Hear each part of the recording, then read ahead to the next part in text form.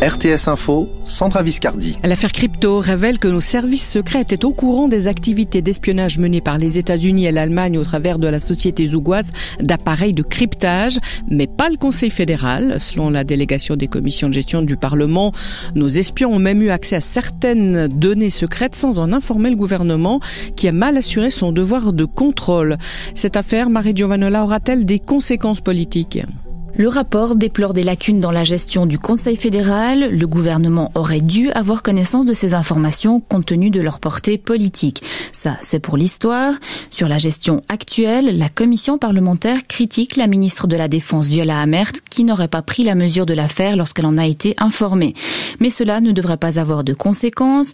Le Conseil fédéral devrait dire d'ici quelques semaines qu'il va procéder à des améliorations pour l'avenir. Le dossier devrait rebondir un peu plus fortement au Parlement. La gauche réclame à nouveau une commission d'enquête parlementaire. Elle a peu de chances d'être acceptée. C'est en revanche du côté de l'administration fédérale que certains fusibles pourraient sauter. Ceux qui savaient et n'ont rien dit. Les Verts réclament déjà la tête de Markus Zeiler, ancien chef du service de renseignement, aujourd'hui secrétaire général du département des affaires étrangères. Mais au-delà du personnel, l'impact politique pourrait être limité, notamment parce que certaines informations découvertes sont classées confidentielles afin, je cite, de ne pas nuire aux intérêts du pays.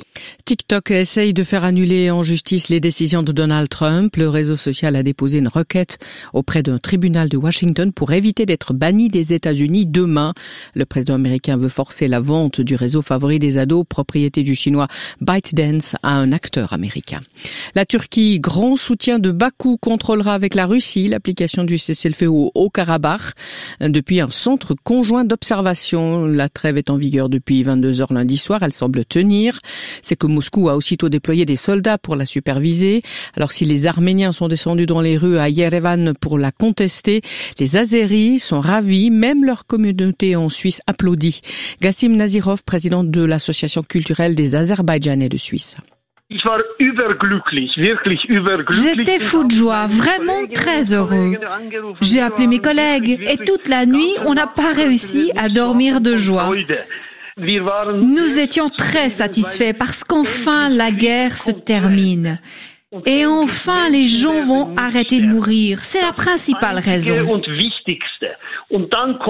Et ensuite, évidemment, parce que ça va nous conduire à de nouveaux contacts, un nouveau vivre ensemble et une nouvelle situation dans toute la région du Caucase. Et enfin, après 30 ans, j'espère que cette hostilité entre Arméniens et Azerbaïdjanais, elle prendra fin, que l'on puisse vivre ensemble et heureux avec nos voisins arméniens. Gassim Nazirov avec Mouna Hussain.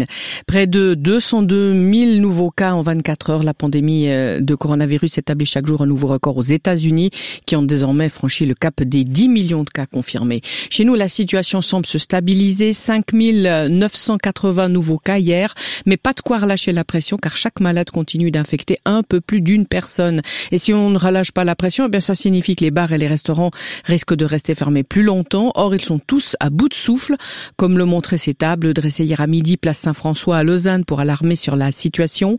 Ces restaurateurs ont été reçus en fin de journée par le ministre vaudois de l'économie, Philippe Lebas. Ils lui ont demandé une aide financière pour leurs charges fixes. Selon eux, les autorités ont été à l'écoute mais sans faire de promesses. Frédéric Beauvois de la brasserie de Montbenon à Lausanne. On est en train de mourir.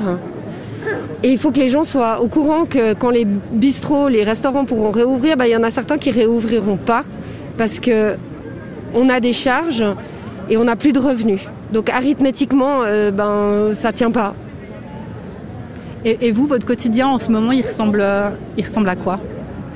Alors financièrement, c'est dur, mais c'est surtout l'émotionnel où c'est dramatique. C'est-à-dire qu'on ne sait pas de quoi demain sera fait, on ne sait pas comment on va payer nos factures et on ne sait pas combien de temps ça va durer. On a des enfants, on a une famille et c'est extrêmement dur de rester serein dans un contexte aussi chahuté et incertain. Frédéric Beauvois avec Sarah Clément. Et le personnel soignant vaudois retire son préavis de grève pour le 1er décembre. Dans le contexte actuel, il préfère la pétition à la grève pour exiger une revalorisation des salaires. À Genève, le personnel soignant contaminé par le coronavirus est rappelé au travail 7 jours après les premiers symptômes. Les autorités estiment qu'il ne peut plus, moyennant quelques précautions, contaminer un patient ou un collègue. En National League Ligue de hockey sur glace, Gauthieron s'impose 4-2 sur Ambri-Piotta. Fribourg a passé l'épaule à la mi-match avec 2 buts en moins de 3 minutes. Alain Thévaux a fait remarquer au meilleur joueur du match, David Desharnais, que dans ces moments, son équipe était irrésistible. Les 4 lignes ont un bon momentum, les bons défenseurs, on patine.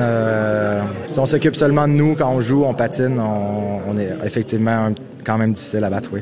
C'est des points en banque, là c'est précieux, vous confortez votre 4e place au classement, vous creusez la distance, l'écart avec les équipes classées derrière. Ouais. Écoute, il reste encore beaucoup de matchs. On regarde le classement, mais on ne le regarde pas. Il faut juste continuer à bien jouer. On focus sur notre match, puis les points vont venir. Donc, encore trop tôt, mais oui, c'est le fun d'être en haut de classement en début de saison comme ça. Et défaite de Bienne à domicile 5-4 face à Zoug, victoire de Davos à Berne 6-2 et en Swiss League, Sierre a battu Viège 3-0. Grisaille sur le plateau et dans le Chablais. Seul le Chablais devrait voir le soleil cet après-midi. Bon, nuageux le long du Jura, généralement ensoleillé ailleurs, 8 à 14 degrés aujourd'hui. Demain, le plateau finira par lui aussi voir le soleil l'après-midi. Ailleurs, le Grand Bleu troublé parfois par quelques nuages. Espace 2.